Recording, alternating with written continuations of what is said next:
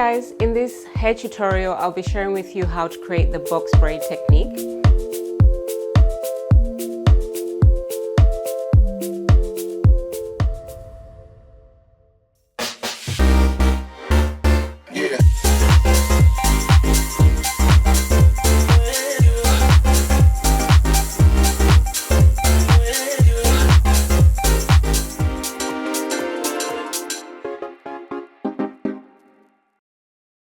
So with the box braid technique that we're going to be doing is just essentially single braids that we're doing, but the technique of the sectioning, that is where the term box braids comes from, because essentially you're creating more like a square sectioning when you go ahead to do your sectioning pattern.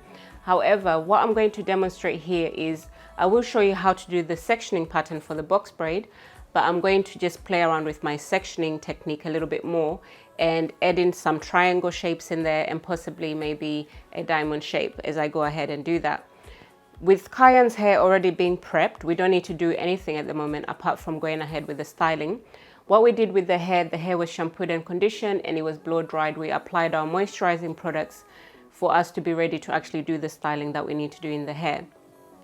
If you need to learn how to do the prep on your type 4 hair textures in terms of the detangling process, what products to use during that process and what tools, and also how to actually do the blow drying technique, you can reference our hair tutorial videos on how to do hair prep for type 4 hair textures and also the prep for your blow drying and smoothing techniques for your type 4 hair textures. I will go ahead and start the process and demonstrate how we're going to be doing the box braid technique. The key products I'll be using for this process are similar to what we've used already in our cornrow techniques tutorial. That will be your edge control product, your gel product if you feel that you require the product as well, and also in terms of the tools, the main tool that I'm going to be using is my pin tail comb. So I'm going to go ahead and start the process of sectioning the hair. I will start from the back and I'll demonstrate for you guys how we're going to do that, and we'll go ahead and actually start box braiding. What I'm going to do is I'm going to start my sectioning right at the nape area there. We're aiming to do like a medium to large size because of the amount of hair she has and the styling that I'm going for. I'm creating something that is more on the creative side, but essentially still demonstrating how to do the box braid technique. So I don't have to do these very, very small unless that's what you're trying to create and that's what the brief has been given. If you're styling this for someone and they require you to create a smaller size, you just adjust your sections based on the overall size that you want to create in the hair.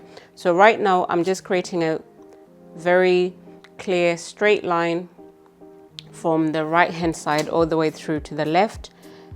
The first section here at the back at the nape area, I'm just going to demonstrate how to actually create the box braid technique. So I'm just going to part her hair in half there so that it's a little bit more easier to just tie.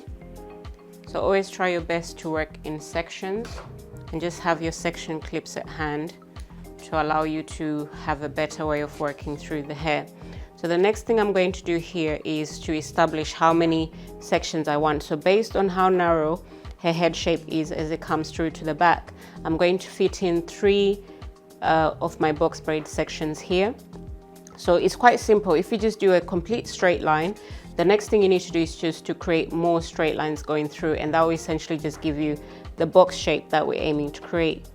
Hence why this is called a box braid. So I just went straight down that section, and this is going to be my first box braid, and then for the next one it's going to be applied here, and then the next one will go there. Okay, with our products I'm using my Mixed Cheeks styling tamer here, and I've got my edge control glaze or edge styling tamer. Depending on what brand you buy, they kind of name them a little bit differently, but essentially you're just looking for an edge control product. So the next thing I'm going to do is to apply a little bit of this glaze just around the root area here. So I've demonstrated how to position your hands in terms of when you do your cornrow or when you do any form of twisting from previous tutorials that I've covered. It's still the same method when it comes to your box braid. The lower your fingers are to the scalp, the better control you have of the hair and the more tension you're able to actually apply to the hair when you're doing your styling. Okay, So the next thing I'm going to do is my same hand positioning that I do when I cornrow the hair is the same position that I use when I actually do my box braid, because I feel that I have better control of the hair. I'm separating into 3 sections, keeping my fingers nice and tight to the scalp. I'm just going to go ahead and braid that in. So once that feels nice and secure, then I'm going to switch the positioning of my hands and braid this out completely. Okay, so if you need to use a little bit of the glaze to help you to slick any short flyaways that you might see, especially if someone's got layers in their hair, it's likely that you will have little bits of hair that sticks out. Okay, so it doesn't have to be super smooth unless that's what you're going for. You can just use your products to help you with the process. Okay, so this is just going to be braided out all the way through to the ends of the hair. And what we're actually going to be doing today is I will be adding some beads at the end of this here, just to add a little bit more style to the look. Even though we're doing like a simple braiding technique, we can accessorize the hair to really finish it nicely. So I'm going to go ahead and do the next line. Okay, so still the same process. If I just pin this up a little bit more so you guys can actually see that a little bit more clearly. I'm going to go ahead and section my next box braid, and just as I did at the start of the first one, it's still the same process. So I'm going to apply my edge control product just at the roots there, and then I'll brush that or comb that in with my pintail comb. So just make sure you use your products to help you to create a really nice finish on the hair.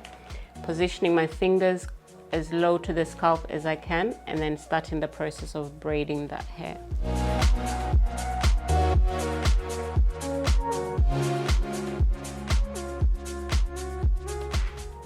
So if I was doing this as a full head of box braids and slightly smaller, if I have someone assisting me, what I would also do is to start the process and just braid it halfway and then get someone else to finish, because it quickens the process. This type of styling can take quite a little bit of time, so it's always good to have someone to help you at hand. It's even longer if you're trying to do this with extension as well, but we're only doing this with Kyan's hair without any added extension to this.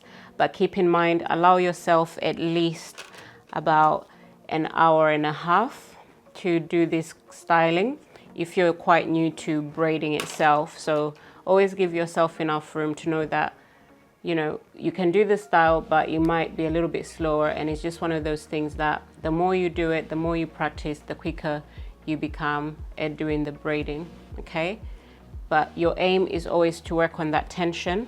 Try not to relax your hands too much towards your body, because naturally your braid would be a little bit more on the looser side. So I just want to show you guys that you don't necessarily always have to stick to the square sectioning technique if you don't want to.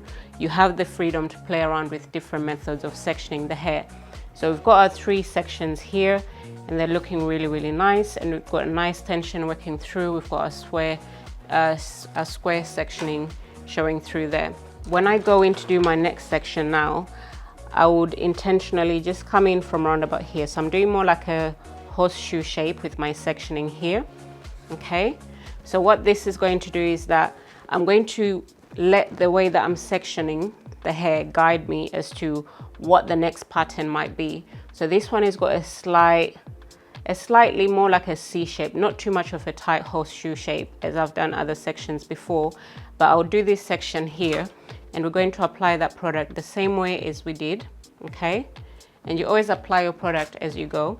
Again, if you need to put a little bit of moisturizing cream towards the ends of the hair to help you to get a really nice finish, keeping that tension in your fingers to get a really nice finish around the root area there. I'm going to braid this out. So I will be having my assistant Art helping me shortly. So I am going to braid this out and just leave it halfway, so I can continue to demonstrate how to do the actual sectioning technique. Okay, so the next line that I will do here, because I've got a slight point here, so I could either do a triangular sectioning at this point, or I could work with another horseshoe shape technique in terms of my sectioning. So if I come from this point here and then I just section this out, maintaining that oval shape or a horseshoe shaping technique with my sectioning that I'm doing here.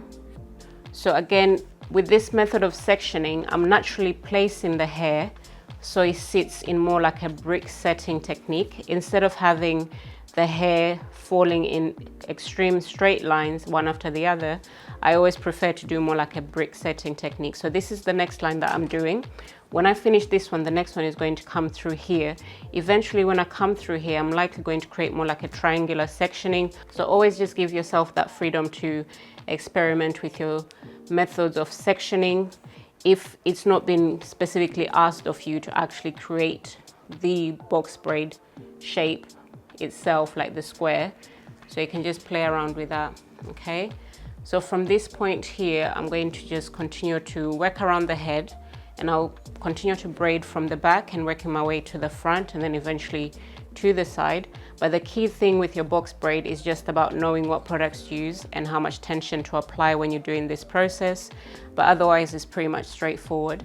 And once we've completed the whole head, I'm going to demonstrate how you actually attach the beads and finish that style of the hair as well. Okay, so that's how we start the box braid. So I'm going to go ahead and continue with this process with the help of my assistant.